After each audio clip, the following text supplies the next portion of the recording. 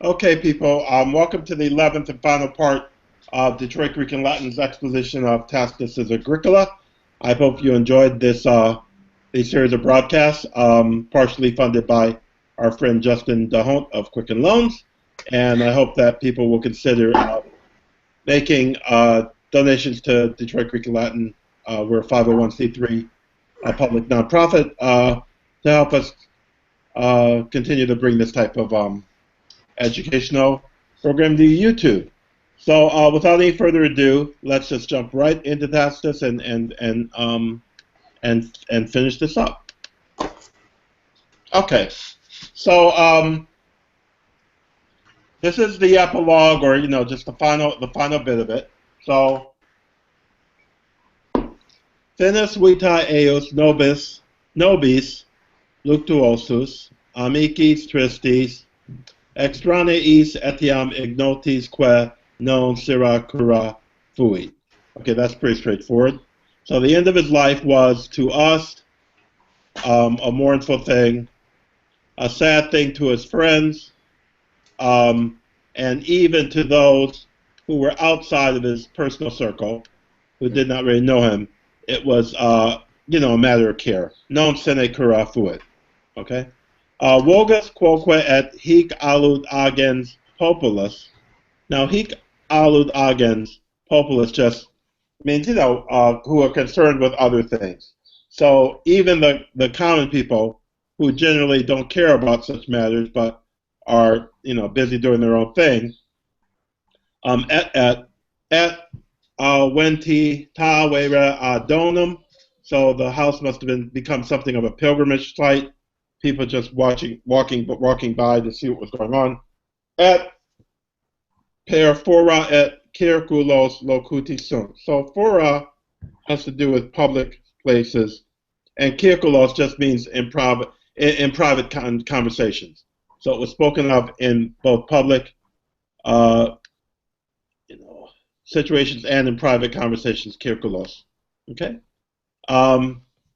Nec quisquam audita morte agricola aut laetus as aut statim oblitus.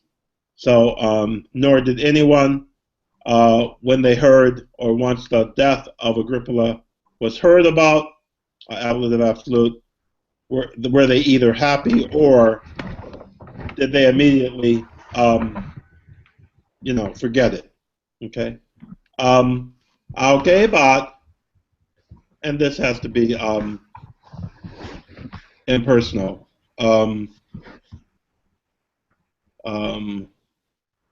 Algebat, no, I guess not. Constans rumor must be the subject. Algebat miserationem constans rumor veneno interceptum esse. Okay, so this persistent rumor that he had, his life had been taken venenum, by poison, it increased, the sadness, the general sadness. Okay, but then he goes to himself, Alcem, okay, but I do not dare to affirm. Nobis nihil comperti, nothing of certain that was actually discovered would I dare to affirm. Okay. One thing, I have a question there. What's the reason that this is subjunctive and not an indicative? Is it like and I ought to not talk about it, or? Well, Livy uses the exact same form in the opening of his preface. Mm-hmm. So I'm not sure actually why the subjunctive is used there. Mm-hmm. Yeah, I'm really not sure. I think it might be almost I'm not able or I would not want to. Mm-hmm. It must shade over into the will or volition somehow. I wouldn't want to dare to affirm. Okay?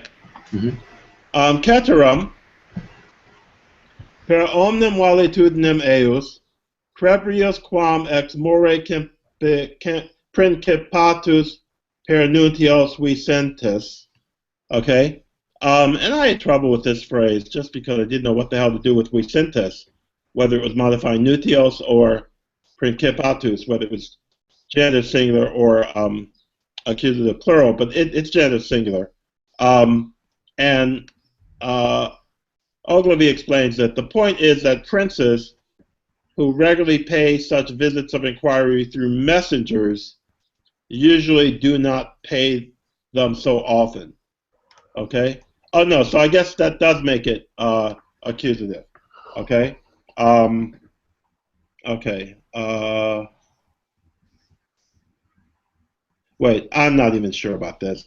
Again, I'm still a little bit confused. But so beyond the custom of princes who themselves, if it's going to be genitive, make their visitations through messengers, okay? Or it's accusative through messengers visiting. But then I think it has to be genitive, okay? Okay, he both, primi libertorum et medicorum intimi venere. Both, some of his top shelf freedmen and his own intimate doctors came, they appeared. They came to see what was going on. Okay, and then Tacitus, as we've seen him do, sive cura illud, sive inquisitio erat. Whether this was actually a matter of solicitude or just, inquiry, just wanting to know what was going on. Okay? So the illud here, of course, refers to the whole previous sentence. Whether the fact that these guys came, was a function of care or just curiosity or wanting to know. Okay? So, supremo quidem die, momenta ipsa. I'm sorry, I got one question real quick. Yep. So the genitive of their, with principatus is like, princes. But when we come to like libertorum and medicorum, are those like partitive genitives, like the best of the freedmen and the best of the doctors, or? Yeah, those are definitely partitive genitives. Okay, because I was trying to pair them with principatus, I was having a lot of trouble. So no, principatus is just defining more. Mm-hmm. More often than is consistent with the habits of a prince who made his visitations through messengers. Mm-hmm. Okay, so yeah, it's two different constructions. The principatus we sentence depends on more, and is just defining, whose habit, whereas these are part of like you said, part of genitives. Mm-hmm. Got it. Okay, yes, they don't go together. Good. Okay, good. Yeah, no, they're not. They're independent. Okay, so supremo quidem die, and so that just has to be ablative time when. Momenta ipsa deficientes, during the very moment of his, the very moments. I mean, maybe the most important events. I'm not sure. I don't want to take momenta ipsa in a blank temporal sense, but okay, of him dying,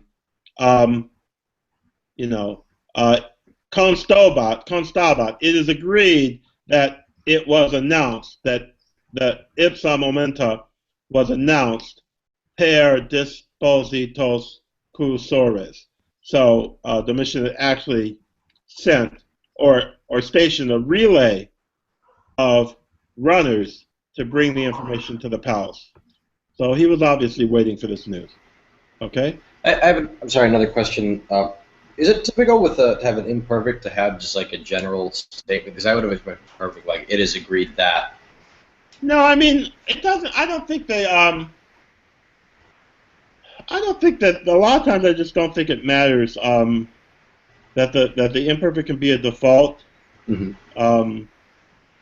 I mean, what I mean is that the writer isn't always banking on that exact distinction between the perfect and the imperfect. Mm-hmm. You can just use either of them. Yeah, I don't think it's really it's significant here in any real way. He's just using it as your past tense of narrative. Mm-hmm. Okay. Nullo credente, and then of course this adlative absolute sets up the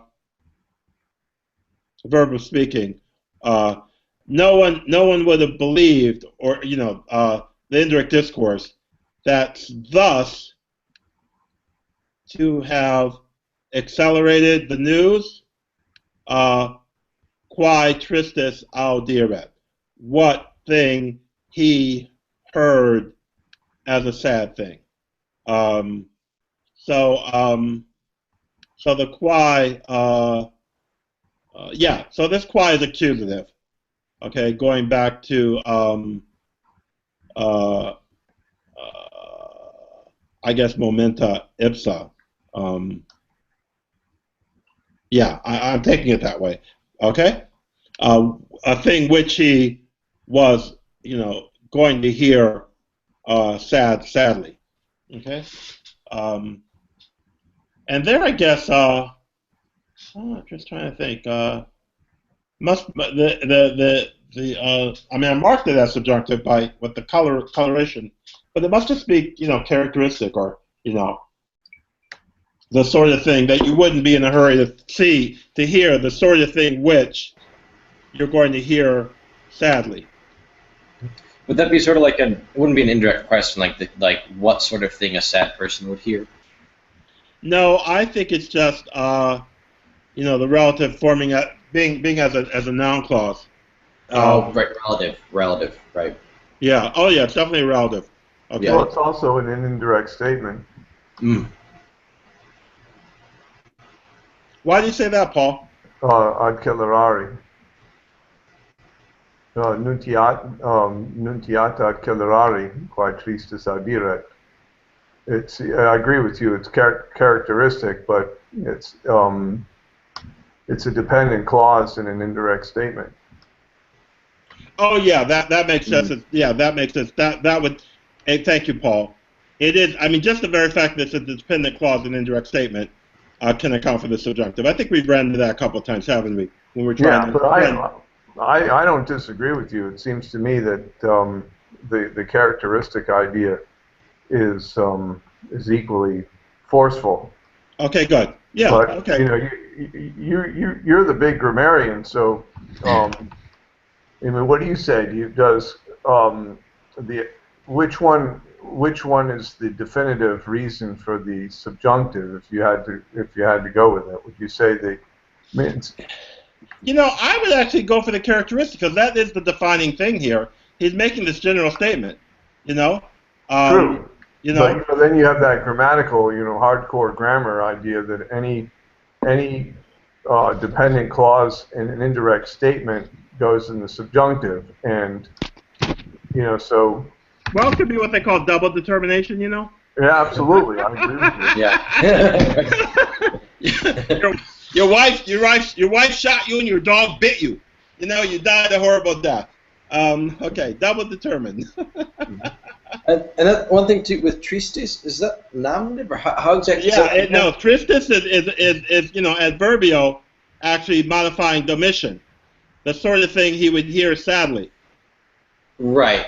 So, because I had trouble trying to put this without using a passive for audiret, so I had the type of thing a sad man would hear.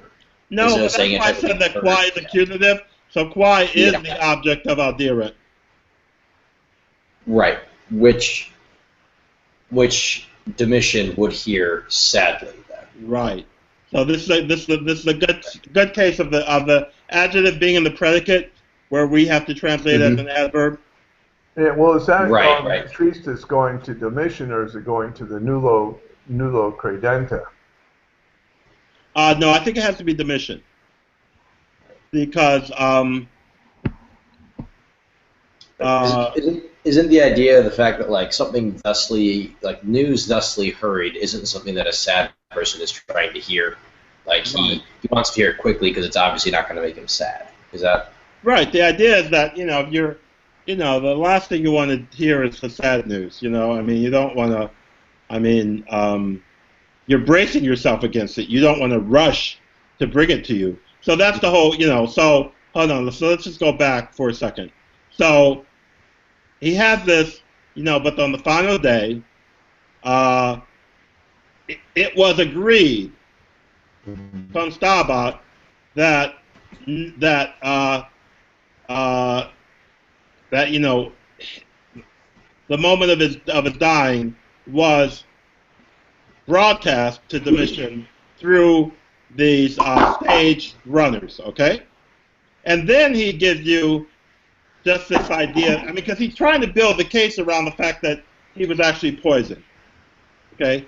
And so no one believing that anyone would thus accelerate news which he was going to hear sadly. Okay? I mean, so you could almost go put another quisquam here. Mm. No one believing that anyone, well, actually, I guess it'd be quimquam because it's accusative, that anyone would accelerate what he was going to hear, was likely to hear sadly. Well, it's a little tricky, but I don't think it's that hard. Okay? Speciem tamen dolores animi, vultu praese tulit, securus jam odii, et qui facilius dissimularet gaudium quam metum. Okay? So, so nevertheless, the appearance of a saddened heart, with his face, he bore in front of himself, Voltu praese tulit. He led with his face, all sad. Okay? Securus jam odii. And then Ogilvy just said, untroubled in his hatred. Okay, so, he didn't have to fear that there would be any repercussions of his hatred any longer. Securus jam odii, et qui, and this et has to be also, as well, qui facilius, and being a man who, no, I guess it can be and being a man who, more easily pretended, or pretended not to be happy than he pretended not to be afraid. So dissimulare is an interesting word because it means to pretend, kind of like to pretend the opposite, to make like the opposite. Mm-hmm. Okay. One thing is ODE acting as a gender, sort of like a gender of separation, like secure from hatred or secure from his, paranoia, sort of. I'm not sure. I didn't really think about it because it is a little weird. I mean, I remember when I first looked at it, I was kind of stumped by what it is.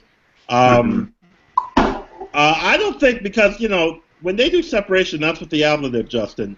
So I think the genitive is probably just yeah, I'm not sure. I mean, it's. I mean, like I said, it's very hard often to categorize these things. And one time when you guys pushed me to the wall, and I went looking through Gildersleeve, a lot. At one point, one of his classifications was just genitive with an adjective. So that might be what he's going to do. I mean, right. I guess we'd have to see what securus usually takes if it's used as a verb, and Yeah, but that's the trick because when you're doing elementary Latin, your teacher wants to tell you that you can translate the genitive by of without pretty much fail. It's just not that simple, Right. So this is definitely a kind of borderline usage, and it does help for Ogilvy, and that's why I put this here, untroubled in his hatred. Yeah. Okay. How are we taking that Wiltu? The appearance of grief, however, he anime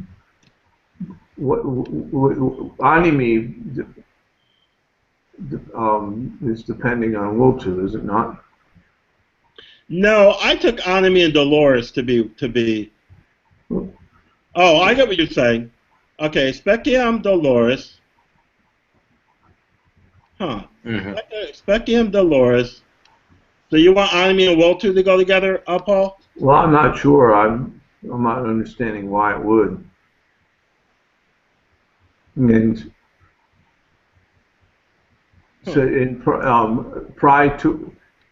Praetulid, is that he wore in front of himself the appearance of grief.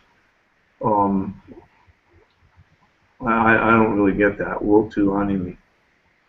Yeah, that's what mine was a kind of clumsy translation. It was just like the appearance of grief of the soul. Like, it sounds redundant and weird, but there's no way I could do it with the two genitives there. Yeah.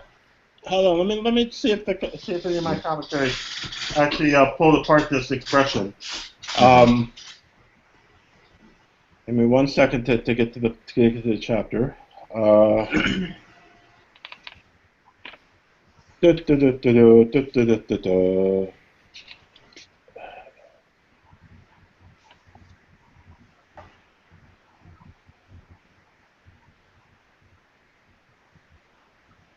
Oh, this is interesting. Okay. Apparently, we have something of a mess here in the text because the guy I'm reading, the Stewart, wants to read Dolores Nemini too much. He acted like he was, overwhelmed with sorrow. Okay, and then he's saying that the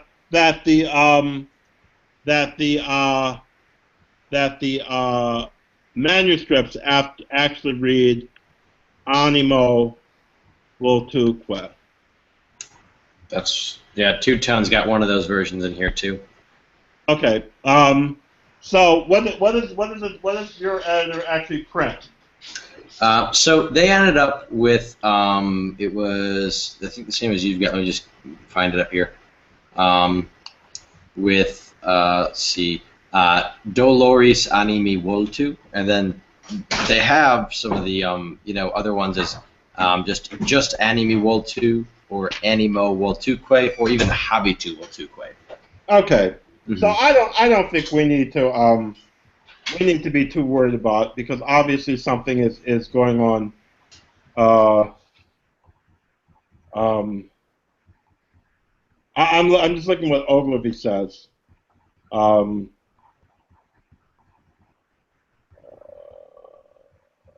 Yeah, he's not really giving any help here, and so I'm just going to look to see actually what he reads, because I just grabbed this text off the internet, Latin library on the internet, and only if something's really different does it really jump out at me. So I could have easily, let's see, what did he actually read? He actually read Speciem and Dolores animo vultuque. So he sticks with animo vultuque. Okay. Yeah, I like that better. Yeah, I think so too. So speciem then means demeanor. Right. The demeanor of grief, both with his mental and visual affect. Right, because okay, here's what Ogilvy writes. He says, although animus is often contrasted with vultus as inner feeling against outward appearance, okay, animus is also used of the air radiating from a person, which need not be sincere as opposed to the facial expression. Okay? Okay. So here, Domitian displayed a pretense of grief both by his manner and his countenance. There is no need to change the text to animi vulti or habitu vultuque. Okay. So good, Paul. I'm glad that you showed a good nose. Because I guess I just hadn't thought about it. I guess I just thought that what's the actually adjective form? Dolori animi? Oh, the Dolora animi. Dolora is the ablative. Right, that's what I'm saying. I mean, that's I think what I saw. That's what I think I saw when I just saw Dolores and anime together. I saw Dolores as an adjective, and just zip right over it. But that's a good catch. Okay, good. So Satis con stabat, and so he's using this again, just what they agreed what they agreed, everybody agreed upon. Constabat, constabat. Okay. Status constabat, lecto testamento agricolae, quo coheredem optimi uxoriet piessimi filii Domitianum scripsit, laetatum eum velut honora judicioque. Okay, so what was agreed? It was agreed that Domitian was happy, as if he had received, a stamp of approval, an honorary judgment on his being as a human being. When the testament of Agricola was read, in which testament, okay, Agricola had written Domitian as a co-heir, okay, and so the co is what's generating these datives, with his wonderful daughter and most pious son. He'd written Domitian as a co-heir, okay, so when that was read, Domitian, was very happy about that and thought, see, he saw my true value. Isn't that wife and daughter, uxori filiae? Oh yeah, wife and daughter. Okay, what did I say? Yeah, wife and daughter. I don't know why I was thinking daughter and son. Wife and daughter. Very good, Justin. Okay. Tam caeca et corrupta mens assiduis adulationibus erat ut nesceret bono patre non scribi heredem nisi malum principem. Okay. So his mind was so corrupt and blind by constant adulation that he could not see. He was incapable of seeing that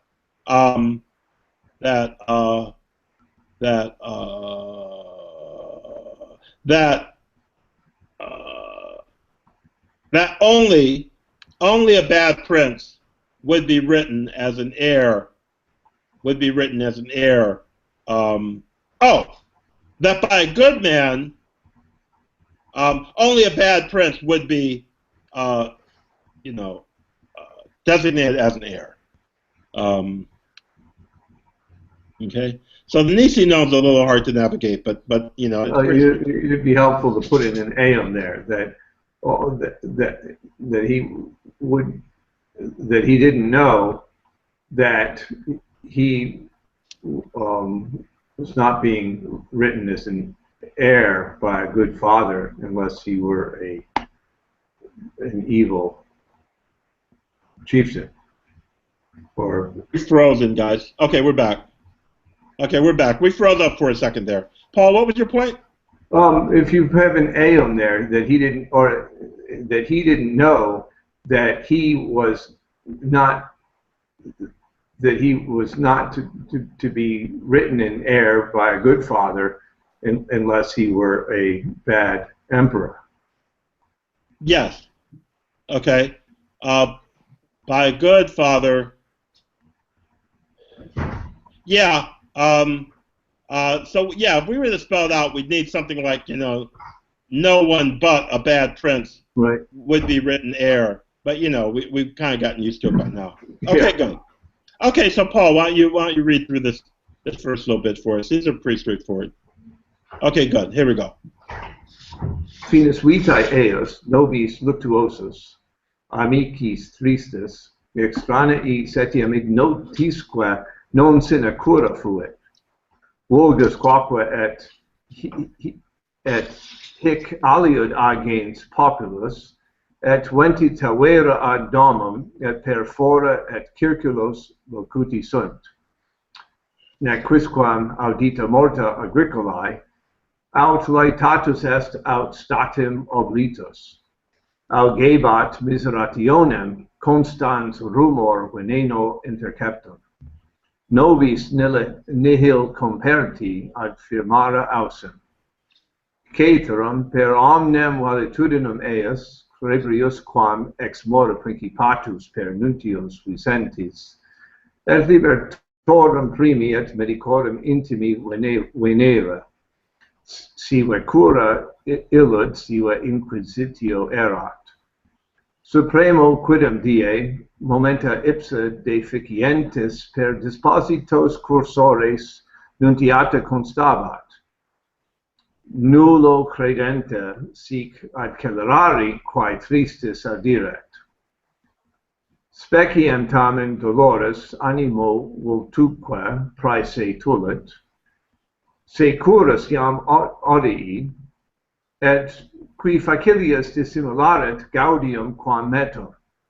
Satis constabat lecto testamento agricolae, quo heredem optimae uxori et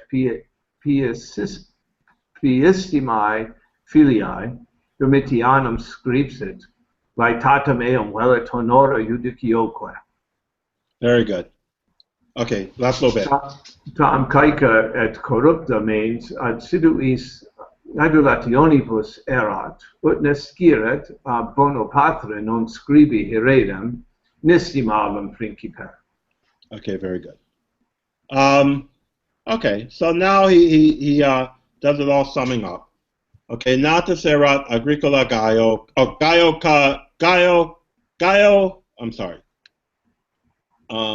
Natus erat agricola Gaio Caesara tertium consula aedibus iunis. Okay. Excesit quarto et quinquagesimo anno decimum calenda septembris collega Priscenoque consulibus. Okay, so this is just pretty straightforward, your dating. So he's born in Gaius' third consulship in the Ides of June, and he died in his 54th year. So how do we do? I'm not good with these dates. Decimum columns, the 10th of the calends of September. I mean, how do you say that? That's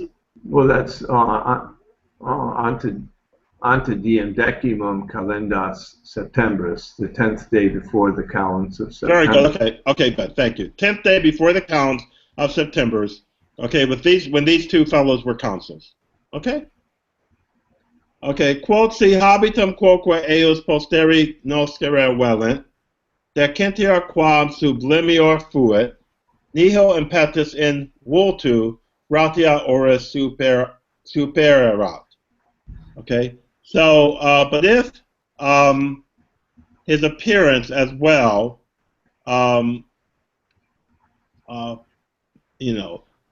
subsequent peoples, posteri, might want to know, he was, and so, de centior quam sublimior fuit. His face was, or his appearance was more handsome than imposing. Okay, de centior quam sublimior fuit. Okay, and nihil impetus in vultu. There was nothing of violence or forcefulness in his face, but the kindness of his face was dominant, supererat. Okay. Bonum verum facile crederes, magnum libenter. Okay. You would easily believe him to be a good man, and I was a little confused by the libenter. And happily, you would wish he were a great man, or you would be happy. You would gladly think that he was a great man. Okay, because he would have brought that kindness to his office. Okay, at ipsa quidem quamquam medio in spatio integra aetatis ereptus, quantum ad gloriam longissimum aevum per eget. Okay, but he himself, indeed, okay, although he was snatched in the midst of his late prime, he had accomplished as much with respect to glory as quantum ad gloriam longissimum aevum per veget. Okay. I took this. I mean, again, I didn't really translate it. I just understood what it meant. I mean, he accomplished as much as even the longest lived life you could accomplish. You know, if you look at glory.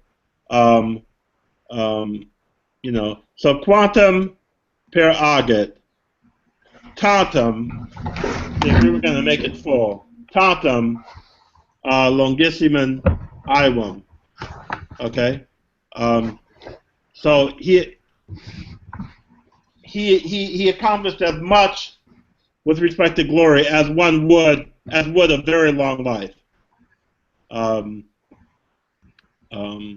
yeah, I mean, I'm really just having a hard time just thinking how to break that down into abstract grammatical concepts, but I think it's pretty straightforward what it means. Okay, quippe et vera bona quae in virtutibus citasunt empleerat. Okay, and this is this kind of strange use of empleo. You know, you have to go all the way to the bottom of the definitions. But so, and indeed, he had achieved. More importantly, he had achieved, you know, the true goods, which are, of course, placed, you know, in virtue, in the virtues that reside in the virtues. Okay, and consulari ac triumphalibus ornamentis praedito. Okay, so for a man who was gifted both with the consulship and with the ornaments of a triumph, okay, quid aliud obstrere fortuna potuit. What more, what other thing was fortune able to, you know, lay on top of that? Okay. Opibus nimiis non gaudebat. Okay, so he didn't get all happy over immense wishes, but speciosi contigeran. But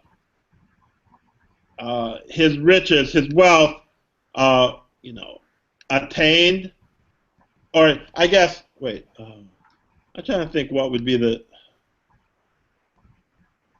oh yeah, so it has to be but you know, good enough wealth, ei contigeran.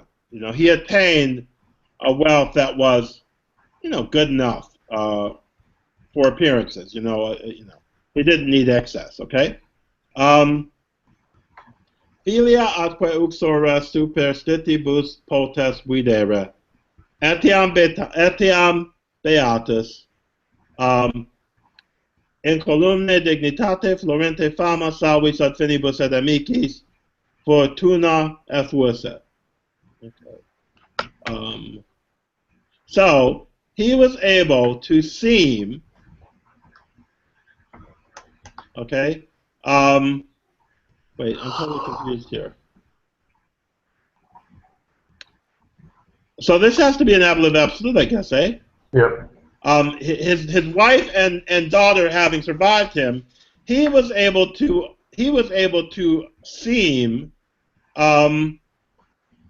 even blessed. Okay? Okay? Why? Because effugisa futura. He had escaped what was coming. Okay? With his dignity intact, with his fame, you know, at its height, with his friends and associates, you know, alive and well. Okay?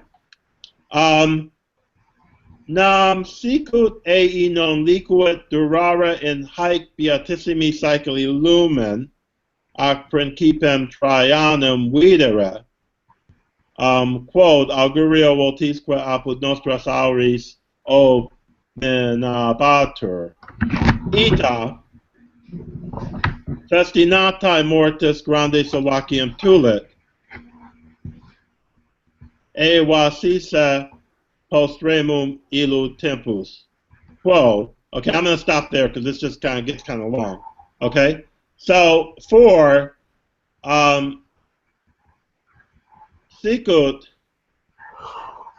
so just as it was not permitted to him to live into this most blessed, into the light of this light of a most blessed age, and to see Trajan as prince, okay, a thing which he, Agricola, often prophesies, Omenabanter, used to prophesize in, wishes and argurio,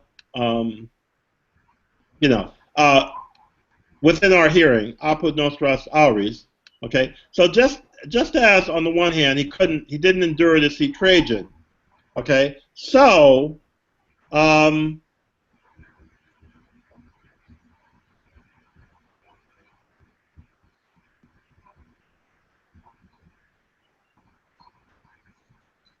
just trying to figure out how to construe the tulet now. Festinatae mortis grande solacium tulet. Oh, so he won, the not insignificant solace of, early or hurried death, to have evaded, and then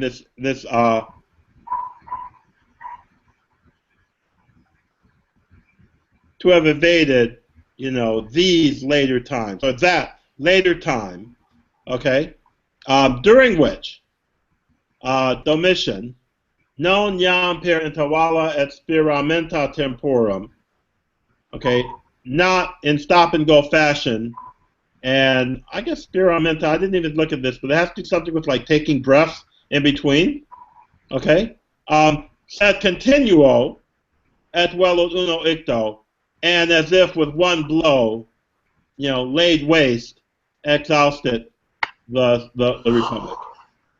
Okay. So it's interesting. I noticed when I was reading this how it's interesting how he really does circle back to the themes of the opening. Remember how I talked about the mission and Trajan and Trajan and Nerva and he is circling back. So now he's even going to talk about some of the persecutions. Okay. So Paul, why don't you read 44 for us? Okay. Natus erat Agricola, Gaio Caesara tertium consula idibus juniis, excessit quarto et quinquagesimo anno, decimum calenda septembris, collega prescinoque consulibus, quod si habitum quaque eius posteri noscere velint, decentior quam sublimior fuit, nihil impetus in vultu, gratia oris supererat, bonum virum facile crederes, magnum viventer, et ipsa quidem, quam medio in spatio integrae aetatis eruptus, quantum ad gloriam longissimum aevum peregit, quipa et vera bonum, quae in virtutibus sita sunt, impleverat, et consolari a triumphalibus ornamentis praedito, quid aliud ad struere fortuna porterat, opibus nimiis non gaudebat, speciosae contigerant. Filia atque uxora superstitibus, potest videri etiam beatus, in columi dignitate, florenta fama, salvis ad finitatibus et amicitiis, futura effugissa. Nam sicut et non liquid durare in hanc beatissimi saeculi lucem, ac principem Trajanum videre, quod auguria votisque apud nostras auris ominabatur. Ita festinatae mortis granda solacium tulit, eva sissa postremum illud tempus, quod Domitianus non iam per intervalla ac spiramenta temporum, sed continuo et velut uno ictu rem publicam exaucit. Okay, good. So now, like I say, he's revisiting the same steps that he did in the opening, where he talked about Helvetius Priscus and all that stuff. Because now he's going to give this little catalog of some of the evils that Agricola didn't see. Okay, so non videt Agricola obsessam curiam et clausam armi senatum, et eadem strage, tot conciliarum caedes, tot nobilissimarum feminarum exilia et fugas.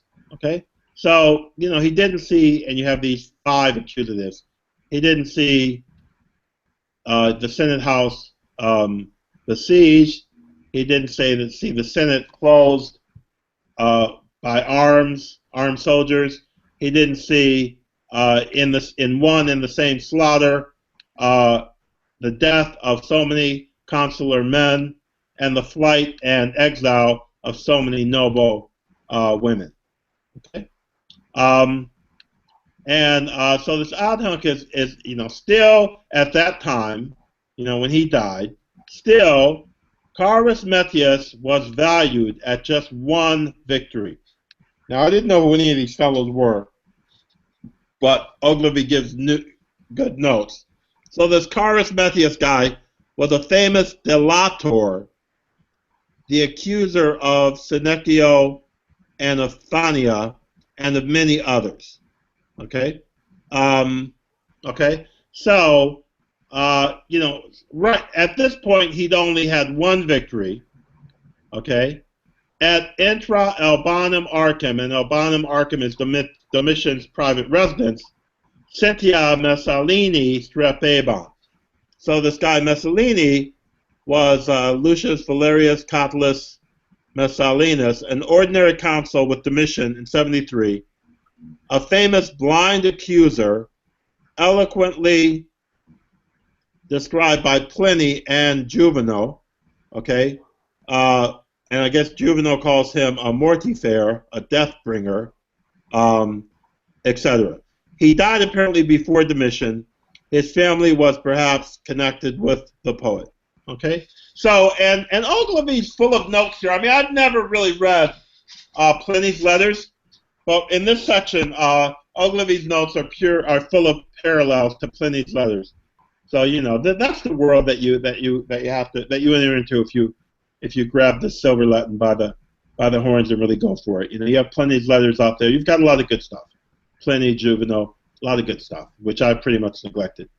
Okay, so you know this guy was only making noise in Domitian's private house. Okay, and this Yom Tum is supposed to be still as before. Massa Bibius Reus erat. This is a guy who is mentioned in 70 A.D. as then the procurator of Africa, and he was, and then this Etiam Tum Reus. In A.D. 93, Pliny was deputed by the Senate with Senecio to prosecute him, this Massa Bibius, and he gives an account of the proceedings to Tacitus for insertion in his histories.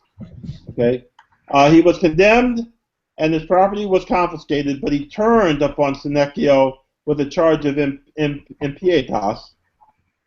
This passage shows that he was on trial at the time of Agricola's death, and that it was believed that he would be crushed, but that he later became formidable again. Okay, so it's in 93, Massa was still a mere reus, you know, a person who was in trial. He had not yet become the dangerous accusator that he was to be. Okay. The prosecution of Senecio led to attacks on his friends and allies, Risticus, Maricus, Helvetius, Phania, etc., and to the expulsion of the philosophers. So, of course, and he cites Sherwin White's famous commentary on the letters of Pliny. Okay? So, okay. Okay, mox nostrae ducere Helvetium in conqueror manus. So in here, and soon our hands led Helvetius into the prison. So it's saying that Tacitus is taking some culpability for this. He must have been in the Senate when the judgment was executed or something. And we,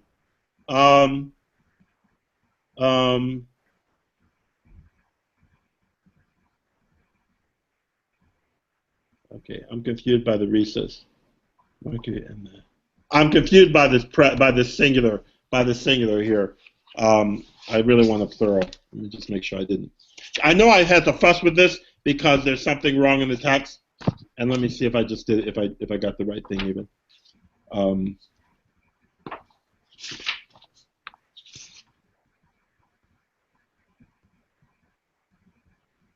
Okay.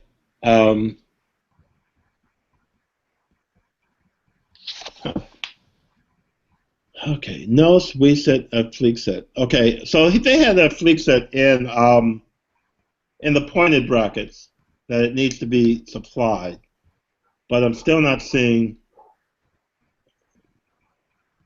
unless visus here is being treated like a collective noun. Okay, the glances of Maricus and Rusticus,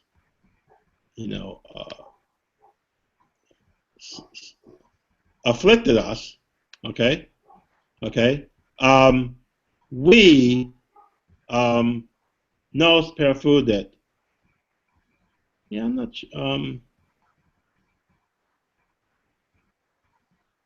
Okay, I'm still a little confused here. Why these are singular? Why the nouns are in singular? Okay, so we recovered something. It covered us. So it covered us with the blood.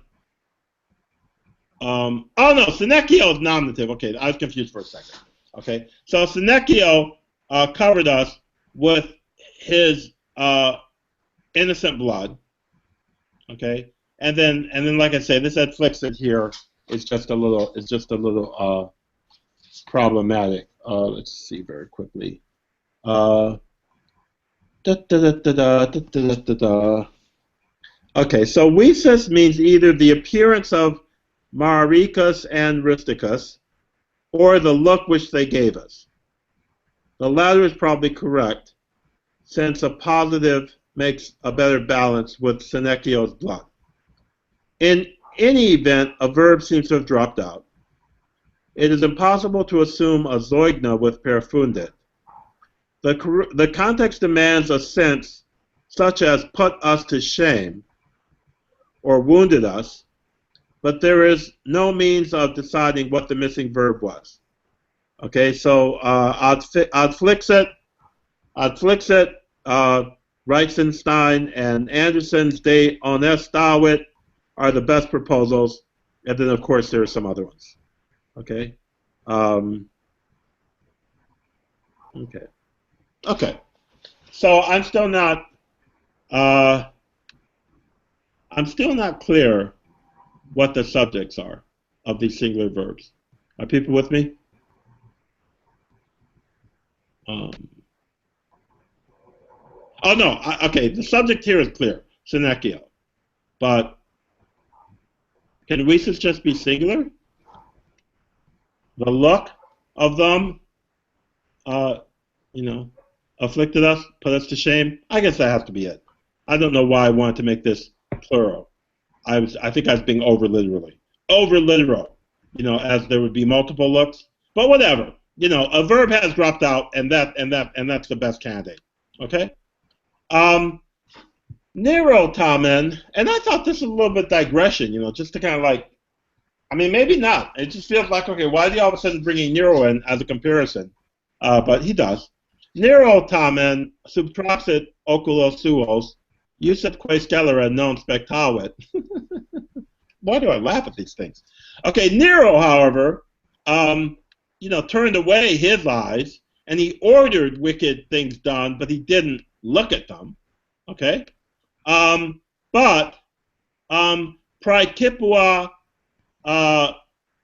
the special portion of miseries under Domitian was to see and to be seen.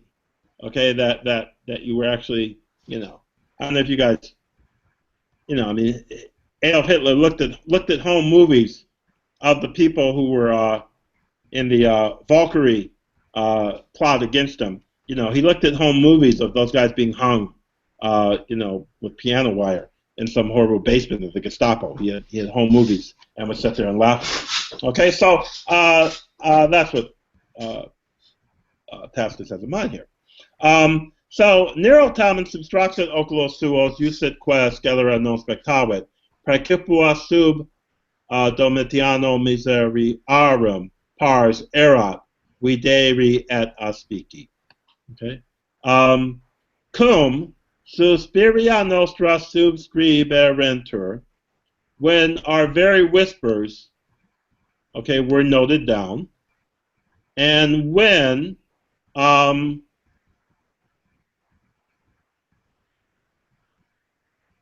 cum de notandis tot hominum paloribus. Okay, yeah, this is a little strange.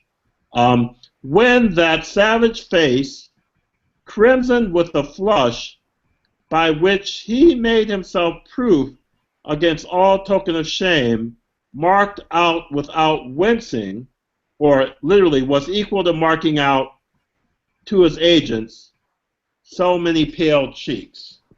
Okay, so when he was so well adept at what?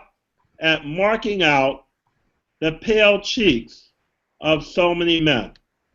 Okay? And what was so good at this? It was that Siwis ila vultu et rubor. Okay? So the little note that Ogilvy has on rubor is interesting. He says, Domitian's countenance was naturally flushed. And so Suetonius and another historian tell us this. In his youth, before his character was known, says Tacitus, his frequent blush was taken as a sign of modesty. So that's in Histories 441. Here, his natural complexion is rhetorically said to have been used as a screen against shame because it prevented him from betraying shame. Okay? You know, since he was always red in the face, you couldn't judge what he was thinking, but it made it easy for him to point out, you know, these people who were being marked because they themselves weren't having the right facial expression. Okay? Okay. Quo se contra pudorem munebat, which rubor itself protected him against shame. Okay? Okay. Okay, now he begins this address to Agricola, okay? Tu vero Felix Agricola, non vitae tantum claritate, sed etiam opportunitate mortis. Okay, so you, Agricola, are so lucky, not only because of the brilliance of your life, but also because of the opportune time of your death. Okay? Okay. So as they say, those who happen to be present, inter fuere, to your last words. We've seen that novissimi just means last. Okay? They say that you welcomed, you fully accepted your fate, okay, with firmness and lebens, you know, okay, and as far as a man could, tantum pro vilia portione, and they say this pro vilii portione is in place of pro virile parte. Okay? So as much as a man could, you were willing to, you would give your innocence to the emperor. Okay? Okay? Sed mihi filiaeque eus, praeter acerbitatem parentis erepti, auget maestitiam, quod ad sidere valetudini fovere deficientem satiari vultu complexuque non contigit. Okay. Now apparently Tacitus was away on duty, and he and his wife didn't return until 4 years after Agricola died. So this is why we're getting this. So beyond, so to myself and to his daughter, okay, beyond the simple fact, the sadness of a parent being, snatched from them, okay, it increased the sadness that, okay, non contigit, that it was not, it did not, we did not have the good luck to, we did not happen, we were not able to be on hand for the sick man, to take care of him when he was, his health was failing, and to satisfy ourselves by looking, and I guess complexu, does that mean have to be embraced here? By looks, with looks and embrace, okay? Ex capissimus certe mandata vocesque qua penitus animo fugeremus. Okay?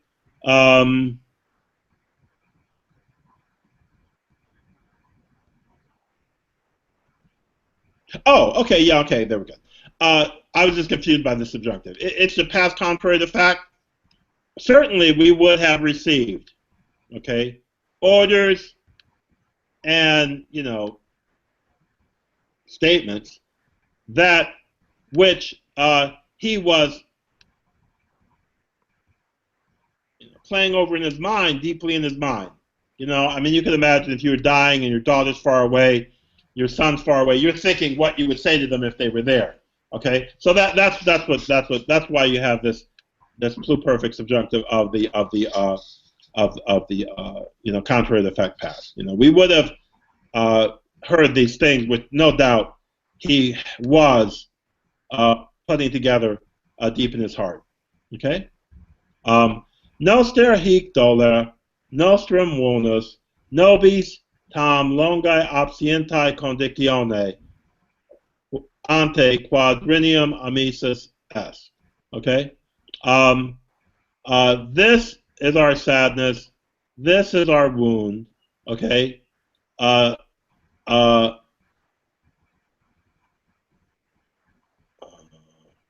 Tam nobis tam longae absentiae condicione ante.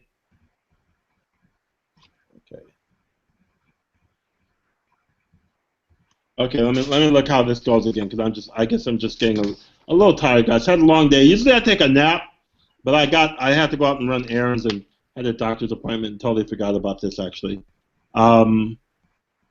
As a consequence, okay, from this sentence we learned that Tacitus, okay. So as a consequence of so long an absence, as a consequence of so long an absence, okay, he was lost to us 4 years previous, and it must mean to our return, okay? Now, the manuscripts apparently have est, but Ogilvy thinks you have to read est, which I'm not sure about, I'm not going to worry about, because he goes back right into the vocative right here. So I don't see how he's saying that the direct address has been dropped after donares, which is up here. You would have,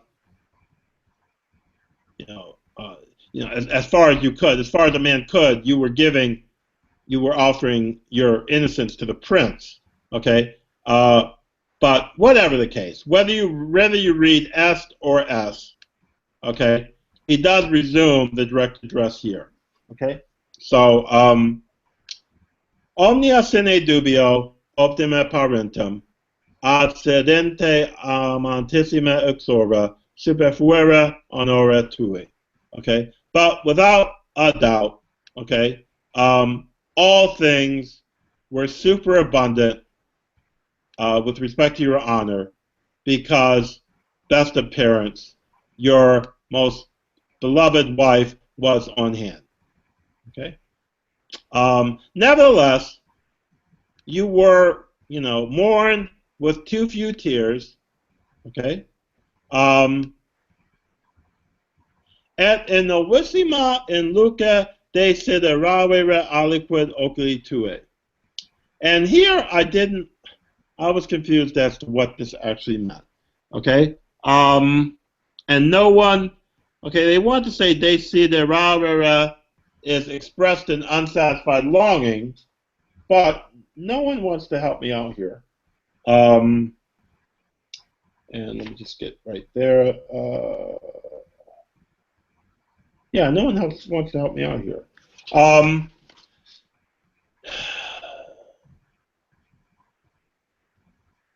At novissima in Luca,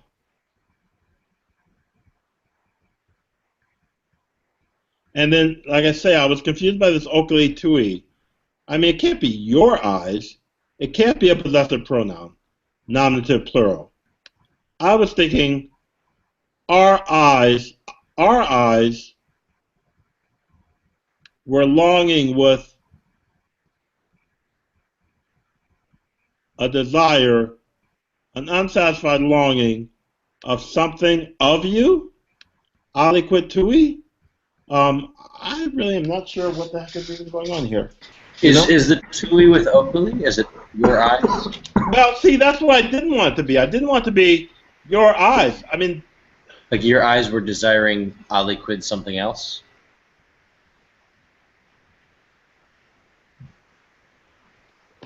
Desidera vere is that says. Well, maybe, okay, Justin, maybe you're right. Maybe these are Agricola's eyes, and they were desiring. Oh, okay, right. In the last, I forget that novissima means for him this last. Mm-hmm. So in the last light of his life, okay, his eyes, your eyes were desiring something, i.e., they were desiring to see his daughter, right, and Tacitus. Okay, that makes sense now. Okay, I don't know. All you wanted to see was me when you died, yeah. Yeah, I mean, I think I just got tripped up by novissima. I'm not used to that meaning. In the last light, in the last light of his life, or whatever, however you want to imagine it. Okay. Okay, good. So, Paul, why don't you go back and read 45 for us? There we go. Non videt Agricola obsessam coriam et clausum armi senatum et eabrem sfragem tot consularium caedes, tot nobilis optimarum feminarum exilia et fugas. Una adhuc victoria carus metius censebatur et intra albanum arcem sententia Messalinas prepebat. Et mas abibios iam tum reus erat, mox nostrae duxera hevidium in carcera manus.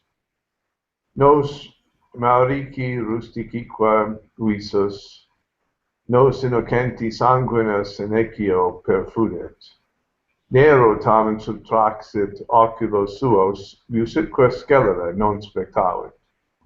Praecipues sub Domitiano miseriarium pars erat, videre et adspici, cum suspiria nostra subscriderentur, cum denotandis tot hominum paloribus sufficeret.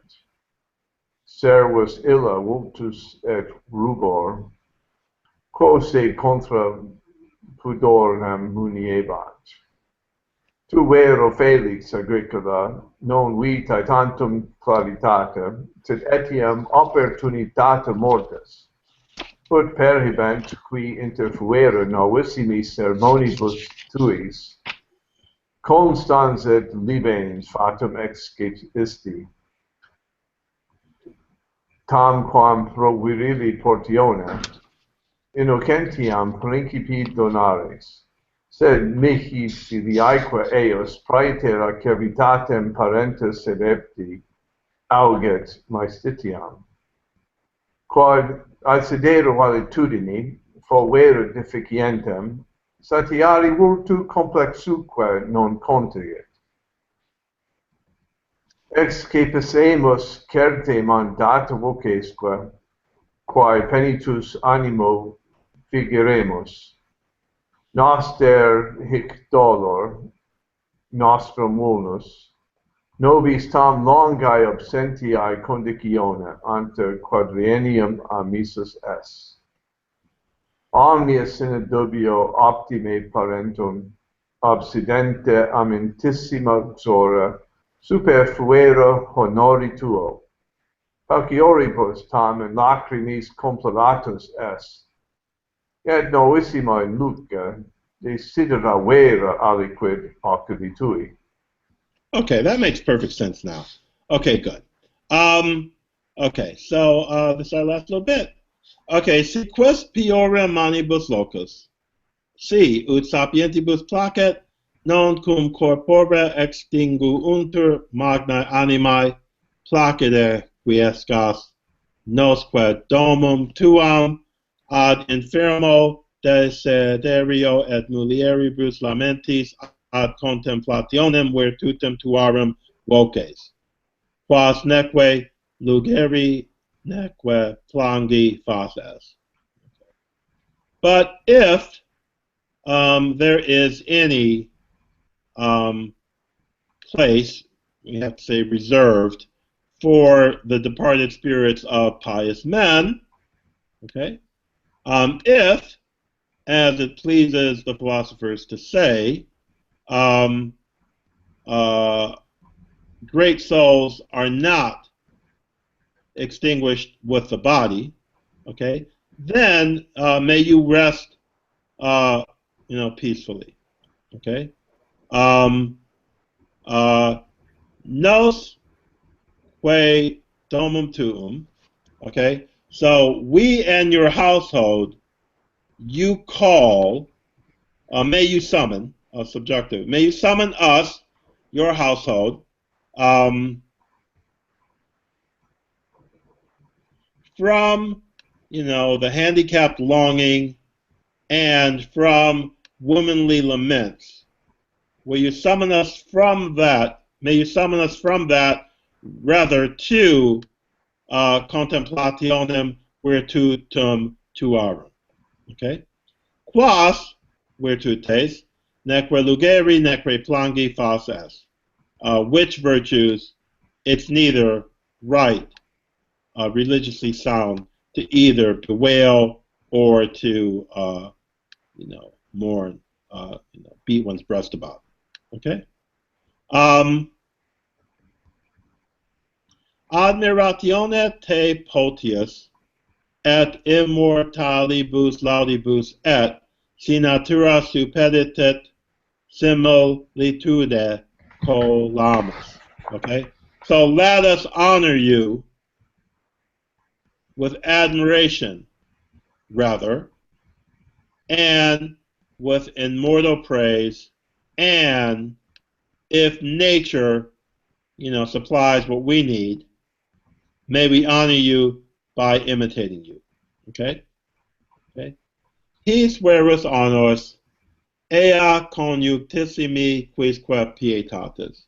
Okay, this is true honor. This is the piety that belongs to those who are most close to you. Okay? Et filiae quoque exori praeceperam, si patris, si mariti memoriam venerari, ut omnia factum dictaque eius secum rerorat. Okay? So, the following is what I might advise to your wife and daughter if the memory of a father, the memory of a wife, thus, to venerate the memory of a husband, the memory of a wife, so that, in such a way that they revolve in their heart, secum, every deed and word of his. Okay? Formamque ac figuram animi, magis quam corporis complectatur. Okay, let us embrace the form and beauty of his soul more than that of his body.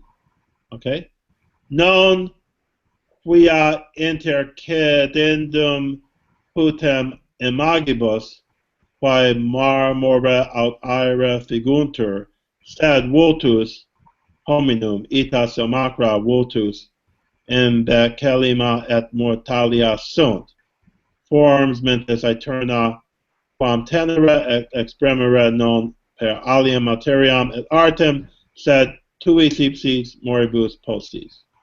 Okay, hold on, let me back up and see how do we start this.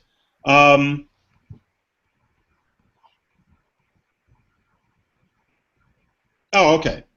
Okay, and this is not because I think that one ought not to, bring forward the imagenes, okay, which are made of marble and bronze, okay, and these, of course, are the death masks of noble Romans' relatives that would be paraded in their funeral. Okay, say no, it's not like we should not do that, but said ut vultus hominum ita simulacra vultus. Okay, okay. So just as the faces of men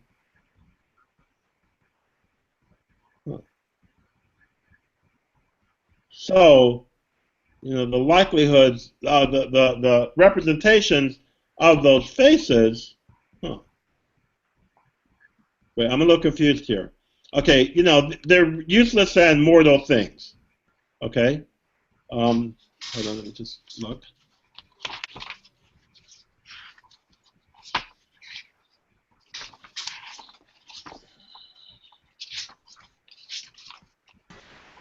Is he saying that the vultus or the simulacra, is that a plural? Yes. Yeah. Plural? Yeah. Okay. But I'm not getting the parallel between ut vultus hominum ita simulacra vultus. Is it sort of like just as like the faces, like the physical features of people, just like the masks that you make are weak and transitory, I guess, or yeah, that has to be it, Justin. Yeah. I think this has to be vultus nominative plural, and this, of course, is vultus genitive singular. Okay. Okay. So just as the face of human beings, so the statues that are built on a face are silly and mortal things. Okay. But the form of the mind is eternal. Okay. Which we are able to hold and give expression to, not through some foreign material and art, but which, whom one is able, by their own character, is able to give expression to. Okay? So, quid ex agricola amavimus, quid mirati sumus, manet mansurumque est in animus hominum in aeternitate temporum fama rerum. Okay, so whatever we've loved from Agricola, okay, or in Agricola, whatever struck our amazement, okay, it shall remain. Wait, manet mansurum est in animus. It's present. Oh, thank you.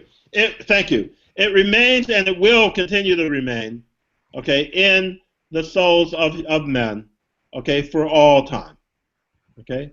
Fama rerum, okay. So fama rerum just has to. Does it just have to be, one's immortal legacy, I guess, or something like that. Fama rerum. Hold on. See if either of my guys helps with fama. Okay, on the roles of faith. On the roles of faith. Okay, is what Stewart says. Fama rerum. Okay.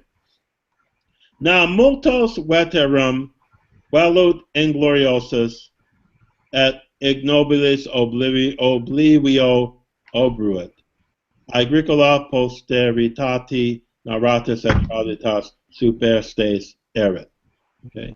So for many of former folks, of old folks, ignoble oblivion will, has buried as if they had no glory at all. But Agricola shall survive, both told and transmitted to posterity. Okay. So it would be interesting to compare. It would be interesting to do a comparison of the opening and the end of this, because there are so many. He strikes so many of the same notes. Ending with this really nod with fama rerum and narratus traditus to this whole project of history itself. What did we have? Fama moresque posterity tradere in the opening line. So he definitely comes pretty self-consciously full circle here. Okay, so that's our work, guys. What do we think? That's awesome. Awesome, man. Mm-hmm. Yeah, I think it was pretty good. I want to show you guys something. That I came across. Larry loaned me this book. Larry went to the U of M library and got me this book, Roman Literary Portraits, and I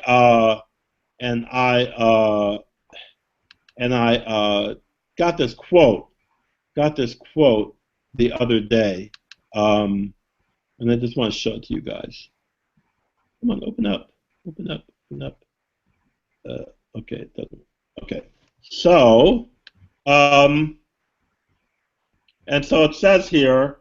Let me share with you guys this. Share screen. Can you guys see this? Yes. Okay, so there's probably no parallel either in ancient literature or even the whole of general history of style, insofar as it has been investigated, to the minute and calculated art with which Tacitus gradually developed his historical style from the normal everyday to the poetical, original, and effective, and also to ever greater independence, brevity, and virility. Okay? So, I mean, kind of like what I was saying last week, I think there is a big difference. I mean, there's a lot of growth that occurs over Tacitus's writing, so that there is a certain way in which the Agricola is actually pretty mundane compared to the poeticism of the Annales. That's something to be aware of. I think for people who are interested in that sort of thing, and it was definitely a good tribute to his father-in-law, and most certainly is an important document for the mission and Rome of that time. But I think there's a lot to be he does grow quite a bit as an author, as an author. So I'm looking forward to reading in the histories and reading in the Annales, the next couple of years to revisit that and kind of see that. Yep. So how about you? Anyone else have any closing thoughts before we shut this baby down? One thing I thought was interesting, sort of throughout the whole thing, was that the sort of idea of a whole work about another person, sort of in praise of them, because towards the end of my studies at Western Michigan, I did a paper, sort of a source analysis paper of the style of the panegyric. So, the late Roman style, praising the emperor. And I remember some of the notes here in the two-tone green, talked about how There are various guides in the ancient world, like the work from Menander Retter, about how you should praise the life, the deeds, this, that, in the same order. I mean, this is much longer. Agricola, even though it's not a long work, is much longer than your average panegyric.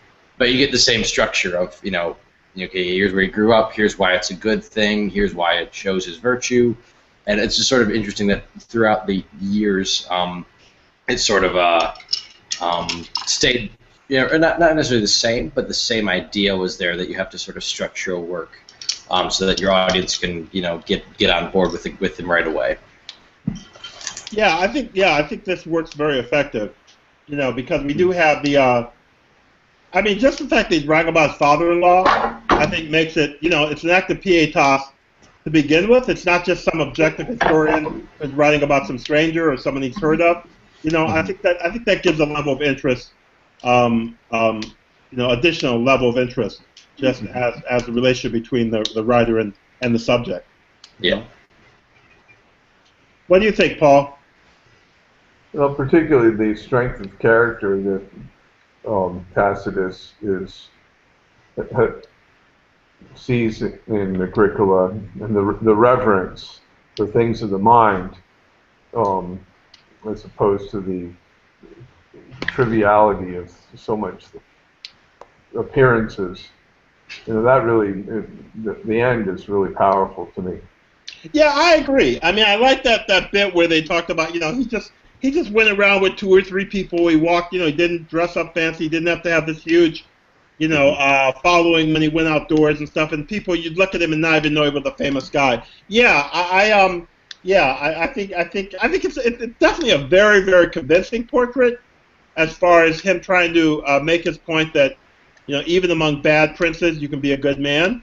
So I think it is kind of interesting, this idea that, it's kind of humbling because I thought about that word enlakitia, and I thought, illegal. Some people who marvel at illegal things. It was the last bit that we read last week, and I thought in terms of like civil disobedience.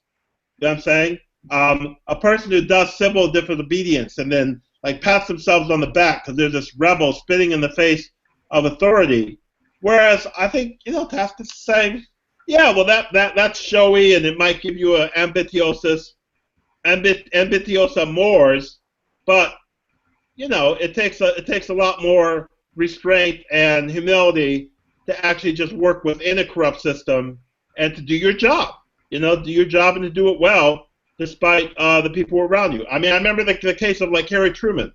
Like, you guys know about Truman? How Truman was like a machine politician of like the totally corrupt Kansas City political machine. But he didn't take any money. He didn't have any guilt on his hands. But he just was, they needed someone to run for office, and he was this World War I decorated artillery guy. So they ran him for office, and he's in this huge machine, so that when he finally came to Washington as the senator or whatever, everyone's kind of like laughing behind his back because he's the tool of this machine. But he didn't take any of the dirty money. He kept his hands clean in the midst of just what were the political circumstances of his time. So I think it's a very important example that carries on into modern times with people like Harry Truman, who have to just you're in a corrupt system, but you just still do what you can to do your duty. Yep. Yeah, the word honestas. You talked about that earlier. Didn't you do that? Wasn't that part of your graduate? Yeah. That's the honestum versus the utile, the honorable versus the expedient. So it just gets a lot more complicated. If you're going to be some noisy martyr, I guess that's fine for your ego. But Tacitus is saying, there's another way to go. I think it's interesting. Yeah. Okay, guys. Well, thanks. I don't know what we're going to do in the fall. I'm taking off for Montana for Greek and Glacier in about 8 days. So we'll have to think about, what my time allows and what we might want to do in the fall. Hopefully we can find some more sponsors and a little more sponsorship for it. But I really hope I can count on you guys in the fall to resume this, because I think this was just a really good thing, and it'd be really helpful to build these things up on YouTube. So okay. Okay, well, Absolutely. thank you. Okay, everybody have a good summer. Yeah, you Okay. too. Thanks. Okay. You too. Okay. Bye-bye. So thank you very much, Bye. folks who have suffered through our early technical glitches of the first 4 or 5 presentations to this final forum. And thanks for listening. And think of us if you want a tax write-off down the road. And have a nice evening. Okay. Bye-bye.